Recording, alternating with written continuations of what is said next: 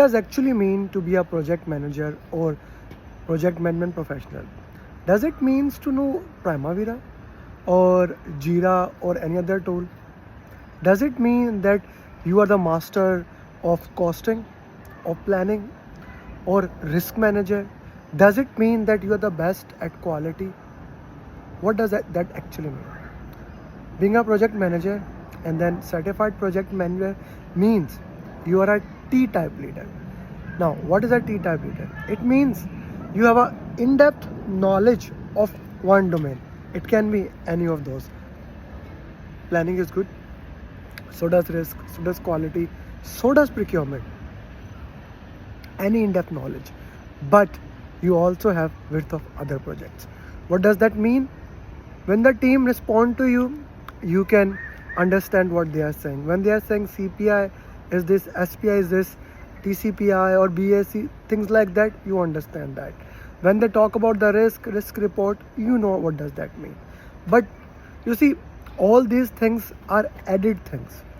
The real job of the project manager, which I have seen in many multi-organizations, is his job is to manage people.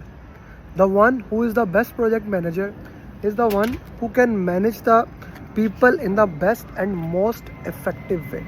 He can engage the stakeholders, he can communicate them. Andy Crow, one of the famous author of old PMP, he used to say that 90% of the job of a project manager is communication. So this means, if I say in-depth knowledge of one thing, he should be a master of emotional intelligence. How to listen to the people, how to manage their skills, how to motivate them.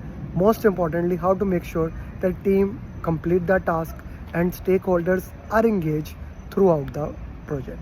You see, if you have ever worked in a project or managed, this is for sure, there will be resistant resistant stakeholders. Maybe the organizational strategy changes and your project may not align into it. So as a project manager, how do you navigate through that complexity? As a project manager, how do you keep team motivated when team members are firing, you have to cut short, which is a normal thing that happens in a journeying stage. This is what a certified PMP means. And that is why even in the current PMP, 80% of the exam is stakeholder communication, team, and then agile methodology, then risk, quality, procurement. So when you get these topics as a dominant, there's a reason behind it. There's a research behind it, because this is what actually the project managers do in real life. I hope that helps you. What does a project manager do?